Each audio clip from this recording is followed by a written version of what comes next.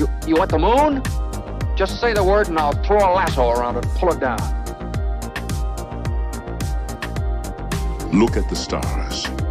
The great kings of the past look down on us from those stars. So whenever you feel alone, just remember that those kings will always be there to guide you. I don't think it is very useful to speculate on what God might or might not be able to do. Rather, we should examine what he actually does with the universe we live in. We are all explorers, driven to know what's over the horizon. The most profound discoveries are not necessarily beyond that next star. They're within us, woven into the threads that bind us.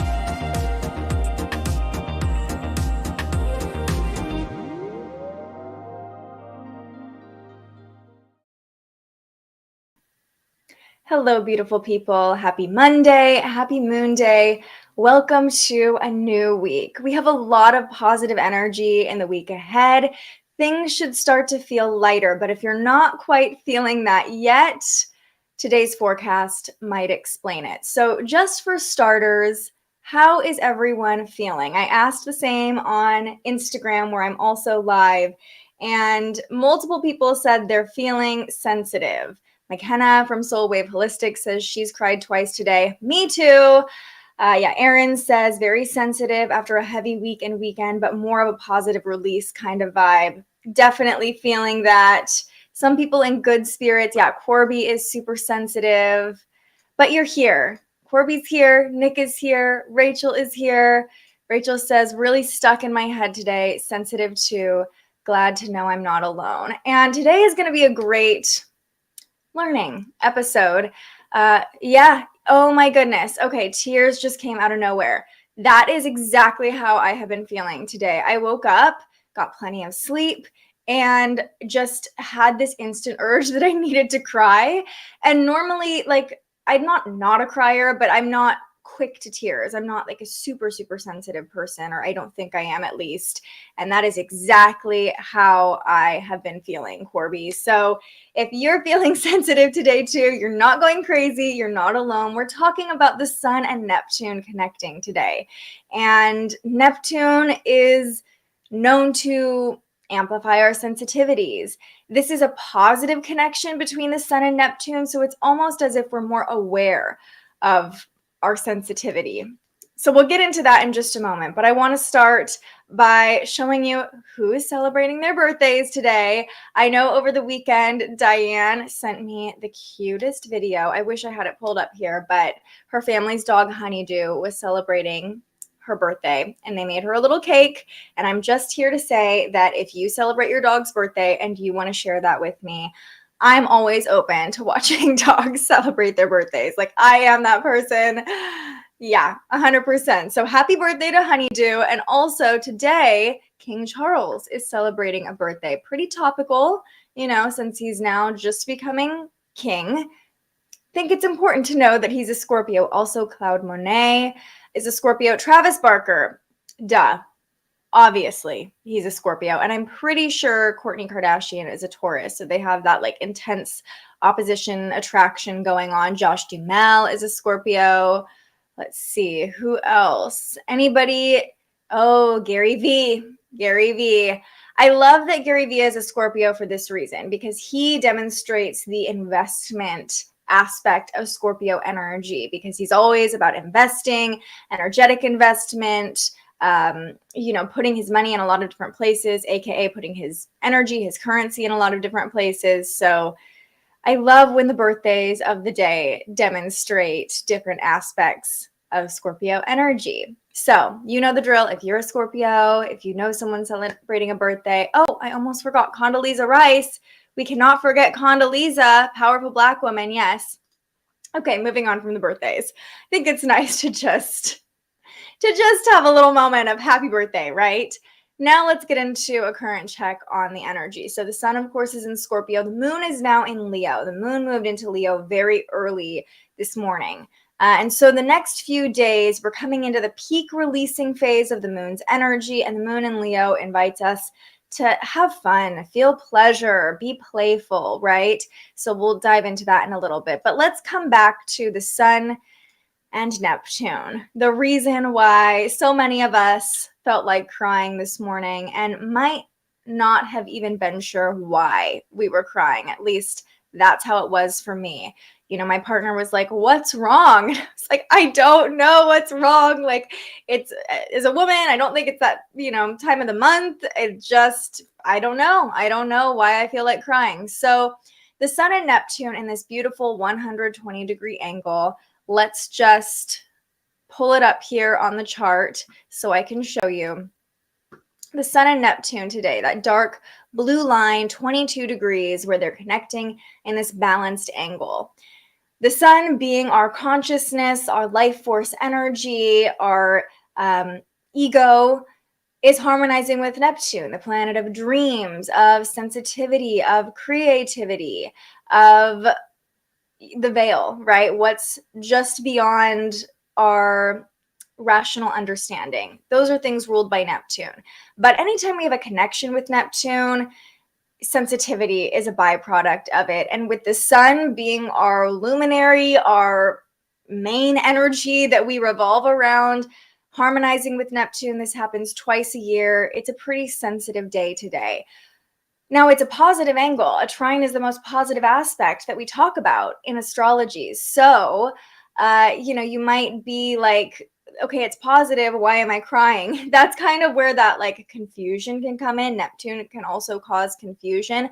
But ultimately, like I believe it was Aaron saying, it feels like more of a positive release. Like if you're feeling sensitivity, if you're feeling tears coming up, it might even be happy tears coming up, or just emotion that's kind of been stuck and stored in your body wanting to be released. So let the tears flow today if they're coming up, and acknowledge that even if you're crying, it doesn't mean that everything is horrible or you're super sad. Sometimes tears are just a way that our body needs to release stored energy or stored emotion.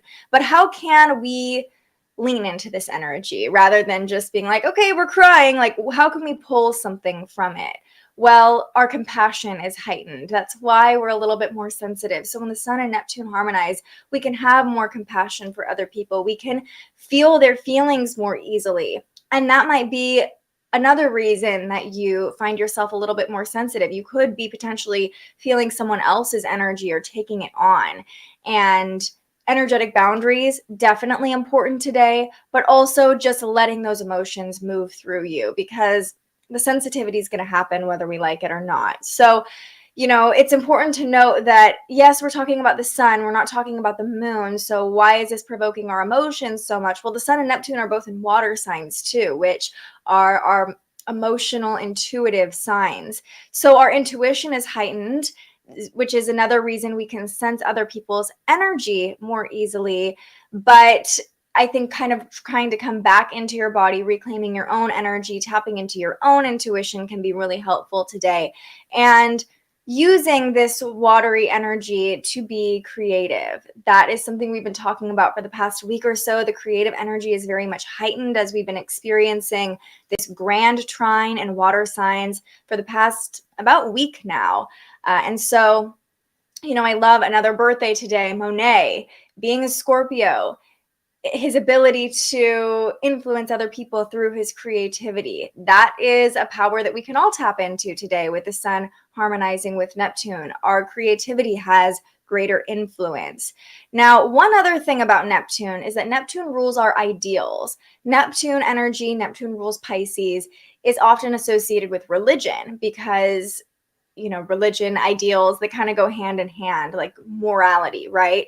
So we're more attuned to our own ideals as well, making us more conscious of our own beliefs, our own sense of right and wrong, what we think is correct. I think in general, this transit can open us up to magic because we are more sensitive. So we're able to perceive energy that we normally wouldn't be able to perceive. But that means also we're able to perceive not only positive magical energy, but more dense energy or emotional energy too. So bottom line being, tears aren't a bad thing. Tears don't always have to mean that we are sad or something is going wrong. Sometimes it's just our body telling us like, hey, you're feeling a lot of things right now, or there's a lot of energy moving through you. So just let it move, let it flow under this watery trine.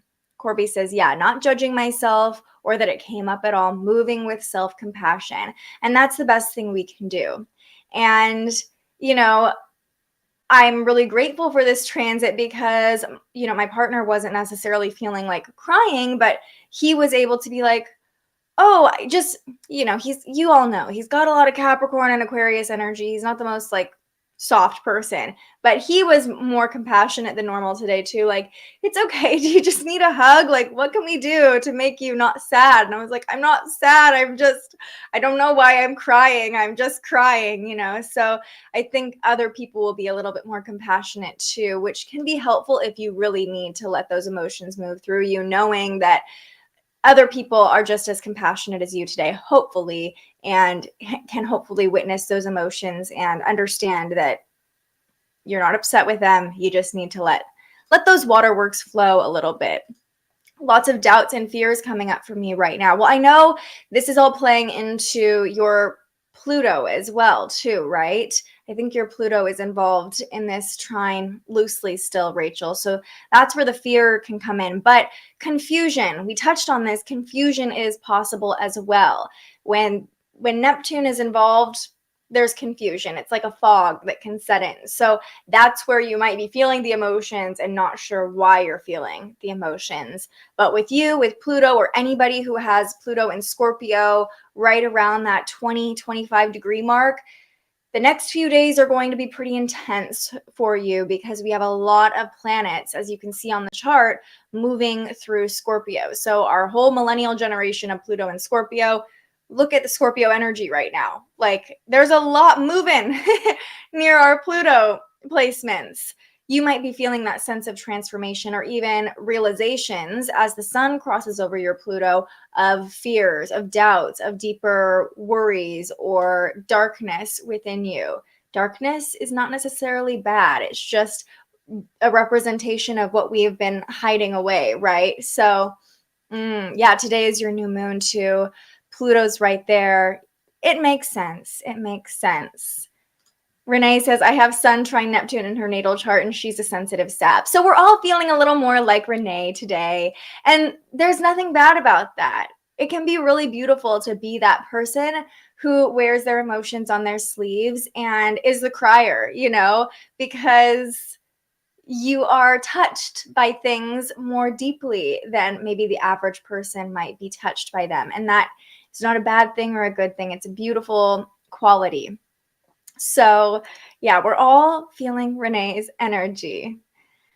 I do want to point out one more thing about this transit too. This is sort of the end cap of that Grand Trine we talked about so much on Thursday. So you can see the big triangle in the middle of the chart. That's what we call a Grand Trine.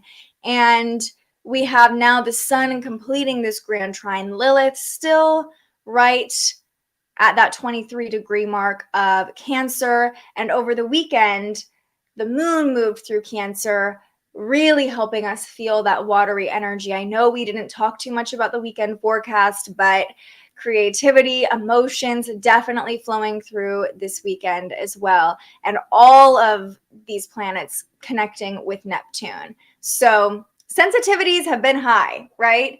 And today is kind of this culmination point or this exclamation point at the end of this series of Grand Trines, this series of planets coming into the Grand Trine, infusing the watery energy with their own energy.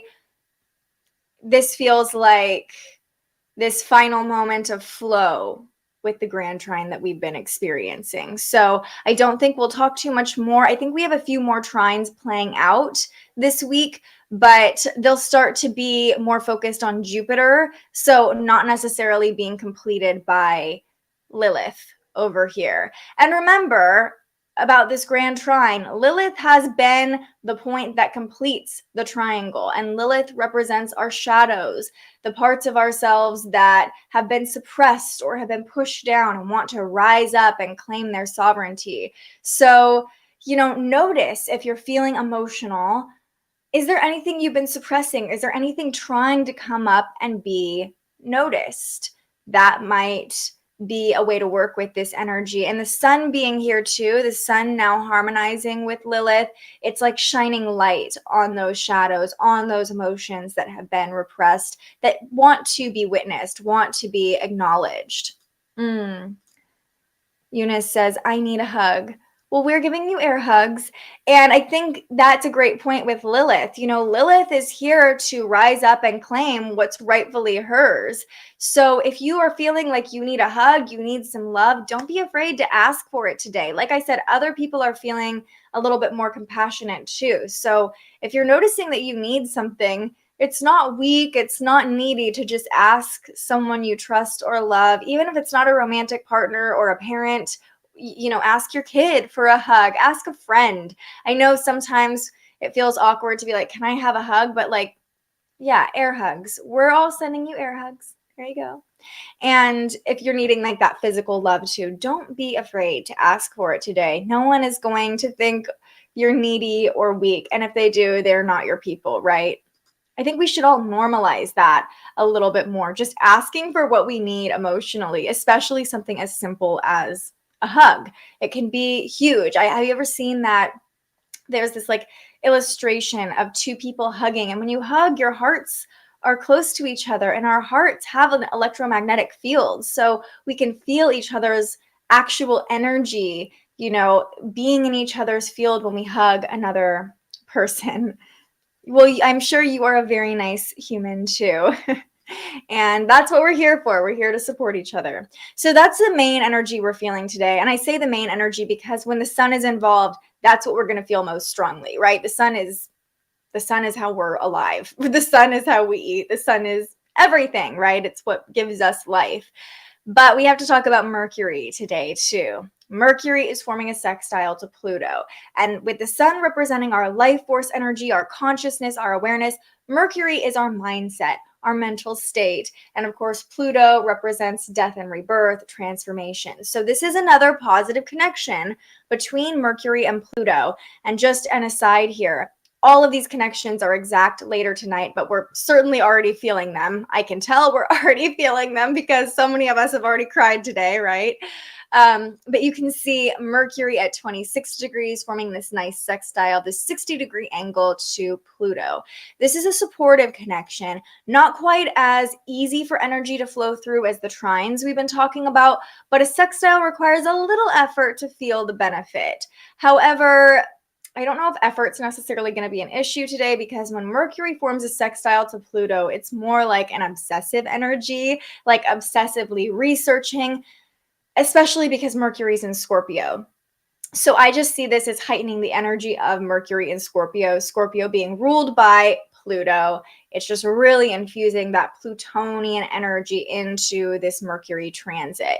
And with Mercury forming a sextile to Pluto, you might be drawn to some deep dives today. If something piques your curiosity, you're going to want to get to the bottom of it, endlessly research it, investigate. If there's a mystery, you want to understand what's going on there, pull back the curtain, really get intimate.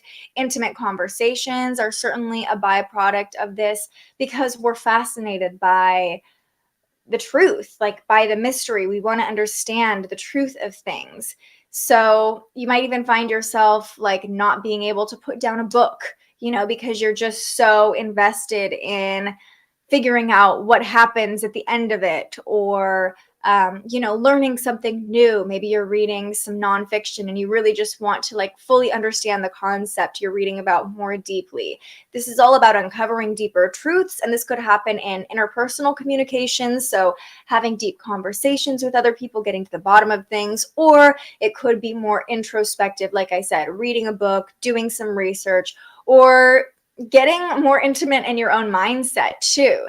And with Pluto in this connection with Mercury, conversations can be transformative. Taking in information can be transformative because ultimately truth can be transformative, right? And Mercury in Scorpio is all about the truth. And it's like you want the truth, you can't handle the truth energy, because Mercury in Scorpio can be kind of a harsh truth vibe. And then Pluto in Capricorn, Capricorn is a harsh vibe in itself. So, I would say be kind with your words. Luckily, the Sun and Neptune are infusing a lot of compassion into our experience. So I don't necessarily see it being difficult to be nice today. But if you find yourself in more of an intense conversation, that's possible.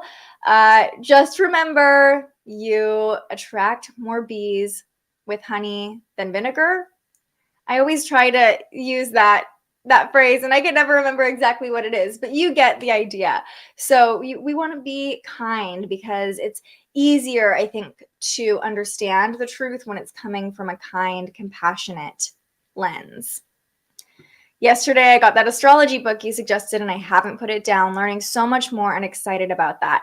That is the perfect energy. And anything involving like occult or witchy, cosmic information, Mercury in Scorpio makes us want to understand the energetics of things. So especially if you're wanting to learn more about astrology, even being here, you're taking in a deeper understanding of the energy, Mercury Sextile Pluto, diving deep into the energy, the energetics of things, or, that Scorpio energy is witchy energy. So you might be finding yourself really drawn to those types of topics today. I'm curious too which book you're talking about, Rachel. Is it The House Your Stars Built, or the total book of astrology, or the big one? I'm curious, because when I read The House Your Stars Built, it's a smaller book, and I was the same way. I couldn't put it down because it's a great book. It's just very digestible. It breaks things down really easily. So I'm curious which one it was. Those are the two main transits that we are feeling today. Now let's just chat really briefly about what's going on with the moon. So we started the day with the waning gibbous moon in Cancer. The moon was in Cancer all weekend long, and you might have just felt that family vibe, that wanting to be home, really returning to our emotions, our bodies. And again, the moon in Cancer completed that Grand Trine over the weekend. So emotions were flowing through pretty easily. There was a lot of emotional balance happening. The sun and moon were harmonizing, the sun and Mercury, the moon and Mercury, the moon and Venus, all harmonizing. There were a lot of good vibes over the weekend. Even if you didn't stay home, just a lot of emotional balance. And we will take that, especially with the Cancer moon, Trine Neptune as well. Those emotions, can be sensitive, but the moon loves to be in Cancer. So the moon made one connection overnight while it was still in Cancer, a trine to Jupiter. And I want to point this out. This happened at 1 a.m. Most of us were probably asleep. That makes sense. Totally fine. You might have had optimistic dreams, or you might have wanted to stay up extra late last night because this was at 1 a.m. The moon harmonizing with Jupiter can give us some energy, some optimism, some excitement about the week ahead, or maybe you just slept through this. But the reason I want to talk about Jupiter just for a moment is because Jupiter has finally moved away from the anaretic degree. It's now at 28 degrees, and Jupiter at 29 degrees for the past week, 2 weeks, I think about a week and a half, has been a lot. Jupiter is already a lot. It's the planet of a lot. It's the planet of abundance. But the anaretic degree is this critical, restless energy, and now Jupiter's backing away from that degree. So we can be thankful for that. The energy shouldn't feel like so much. It could have felt a little overwhelming with Jupiter at the anaretic degree, especially in Pisces, when we're more sensitive, when we're talking about Pisces energy. So that's some positive news, that we love Jupiter, but sometimes Jupiter's a little too much, and that's been the energy of Jupiter at the anaretic degree. The House Our Stars Built. Yes. Such a good writer. I was taking notes and everything. Yeah. And it's a quick read. It's really, like I said, digestible. Sometimes astrology books can be thick and just a lot of info to take in. So Yeah, I'm glad you're enjoying it. Spent time with my mom and brother yesterday, got to be creative. Perfect energy for that Cancer moon, harmonizing with lots of other watery planets. A weekend well spent. Okay, so now the moon is in Leo. The moon moved into Leo at about 4:45 in the morning Pacific time. So most of us started our day as the moon was moving into Leo or with the moon already in Leo. The moon will be coming into its last quarter phase either tomorrow or Wednesday, but we're starting to feel that last quarter phase. And remember, the last quarter phase is this peak point of release. After the full moon, it's the quarter moon, so it looks like a half circle up in the sky. And this represents this point of flow, release, letting it go. With the waning gibbous moon in Cancer, the most potent way we can release any stagnant energy, release any of the emotions that were stirred up from eclipse season still, because we're still pulling away from that eclipse season energy. Have some fun under the Leo moon. Do something joyful. Do something that brings you pleasure. Let your inner child out to play under the Leo moon. Having fun is the most powerful way to release over the next couple days. And this is full permission to experience pleasure, experience joy. And in that full experience that we can have, if we let ourselves really go there and just, dance and be silly or play a fun game, get a little competitive, but playfully, right? Do something that you loved to do as a kid. This is a very creative energy still. The moon in Leo is very creative. When you're in that flow state, that fun, playful energy, a lot of times you're releasing things without even realizing you are releasing them. So I fully encourage you, if you're finding this video, to give yourself permission to have a little fun over the next couple days. I was just talking with, I manage a dance studio here in Sacramento, and I was talking with some of the dance teachers there about how we're not runners. None of us, we all hate running or just really intense workouts like that. Not our thing, but we could dance for 3 hours straight and not feel winded at all. And I feel very fortunate growing up in an environment like that and dancing growing up, because it taught me that if I'm having fun, the release is happening without me realizing it. And now I'm just kind of a baby about running because I'm like, this isn't fun. My workouts should be fun, right? That's what I grew up doing. So that could be something to step into as well. The moon in a fire sign very much favors movement, moving our body to release emotion, and do it in a fun way. Move your body in a fun way. Dance or whatever's fun for you. If running is fun for you, go on a run, because I know there are people out there who feel amazing when they're running. I am just personally not one of them. Or, play a game. If you loved to play soccer as a kid and you don't normally play soccer, go buy a soccer ball or grab one out of the closet and kick the ball around for an hour. That's a great way to lean into the energy of the Leo moon. It was my papa's 76th birthday yesterday and spent time with him and his doggies. Love that for the Cancer energy, and happy birthday to your papa. How fun. And what an accomplishment to make it to 76 years old. I know, my grandma is always like, ugh, getting old. And I always remind her it's a privilege to get old.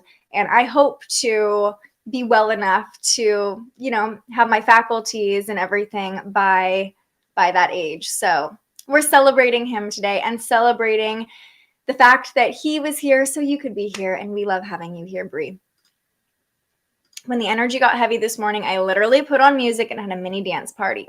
You are already so in alignment, and I'm a huge proponent of a dance party. But if you've never tried that, if you're just feeling stagnant, putting on a good song and letting yourself be weird and dancing by yourself, this is my invitation to you. Do that under the Leo moon. Do it under the Leo moon. It is so helpful. So helpful. All right, let's return to our affirmation of the day. I am open to greater understanding. All of the transits today lead us to expanded consciousness, expanded understanding. Mercury Sextile Pluto makes us want to dig deeper, but the Sun Trine Neptune is opening us up to an understanding of things that don't necessarily logically make sense, more of an emotional understanding. And when looking at the overall forecast of the day today, the phrase as above, so below comes into my mind, because the Sun trine Neptune is very much as above. It's very heavenly, it's compassionate, it's one love, it's this religious, idealistic energy that we discussed. But Mercury Sextile Neptune is very much so below, with all this Scorpio energy, like getting to the bottom of things, getting to the truth of things, right? But as above, so below, it reminds us that it's kind of all the same, you know. Expanded consciousness and deeper consciousness are linked. They're mirrors of each other. So being open to greater understanding in whatever way that comes to you, it's a beautiful place to be in today. And we'll finish up with the tarot poll. I'm feeling the Starseed Oracle today with this Neptune energy. This deck to me always just feels like Neptune, Pisces energy. So anytime we have a major Neptune transit or a major Pisces transit, I usually reach for this deck. It's by Rebecca Campbell, and it's a good one. Starseed Oracle. If you've been here a while, you've seen me pull from it before. This is your time in the show to ask any questions. If anybody else wants to chime in with how the current energy is feeling, or your intentions that you have for the week ahead. As we're shuffling too, I'll give you a little preview of what's to come this week.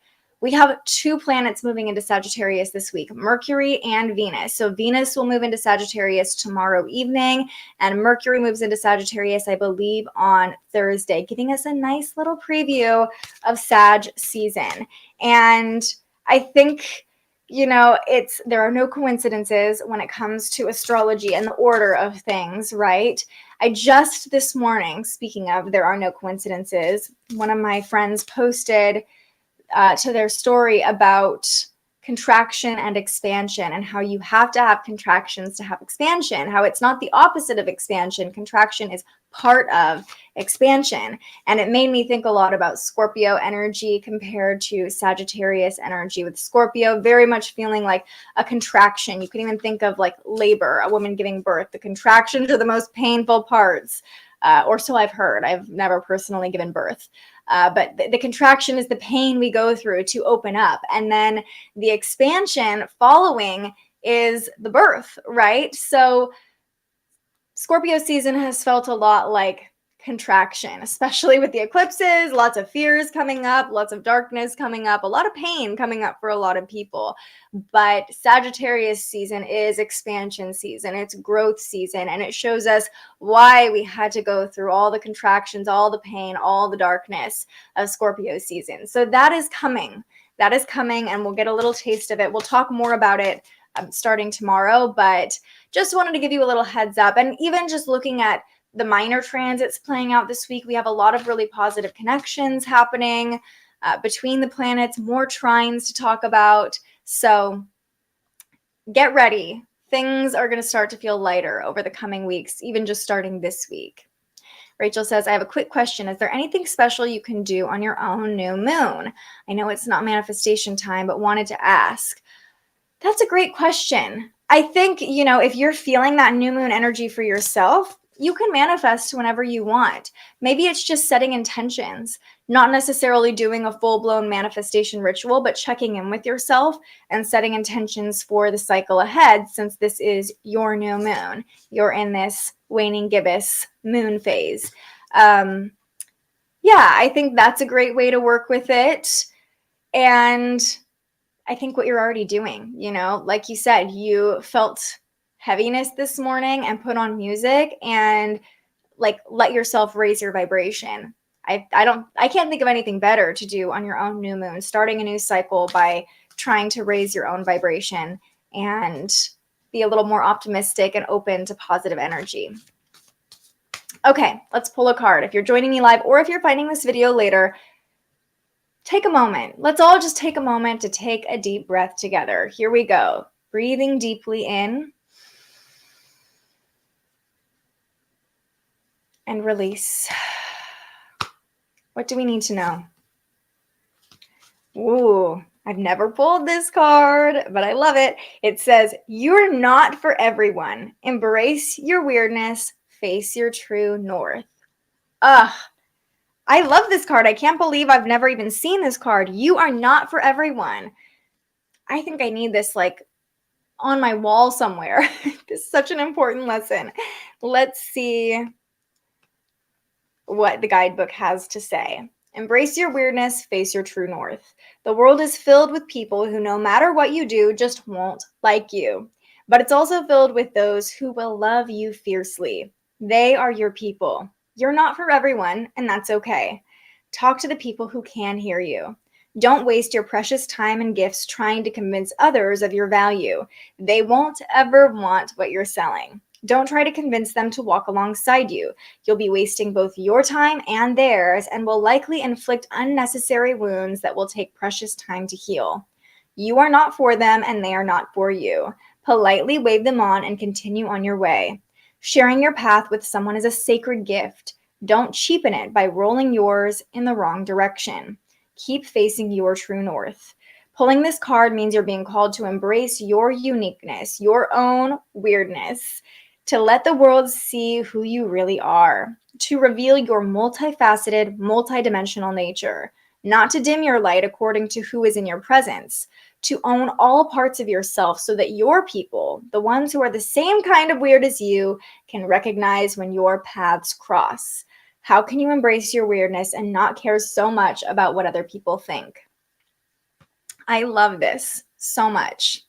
I love this on a day like today when the Sun and Neptune are harmonizing and we're more sensitive and aware of other people's energy, right? Because you might feel someone else's energy like of judgment. And that's a great point to be like, okay, you're not my person. You're not for me. You don't embrace my weirdness. But you know, if you're here, you're my people and I'm your people, right? Like we've attracted each other for a reason. So you have people who will embrace your full weirdness, your full authentic self. Yeah, this card is screaming at my Aquarius self. Absolutely. And I feel like this is also a beautiful reminder as we are going to start to feel that Sagittarius energy kick in, because Sagittarius energy can be too much. Like, you're too much, you know, because we're really feeling ourselves during Sagittarius season. So I love this precursor to Sagittarius season reminding us like your weird is the perfect weird. Your weird will draw in other weirdos who are just like you. And those are your people. And that's how you make authentic connections, right? Yes, Diane, perfect time for a card. What can this card tell me about what I need to know about finding a job? You're not for everyone.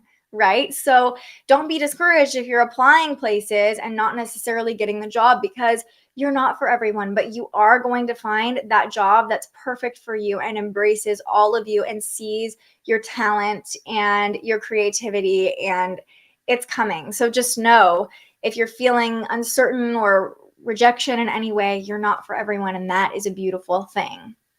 Yes, I can see you, Sage. Thanks for being here. It's been a while. I hope you're well, my friend. Yes, you're a niche genre. Absolutely.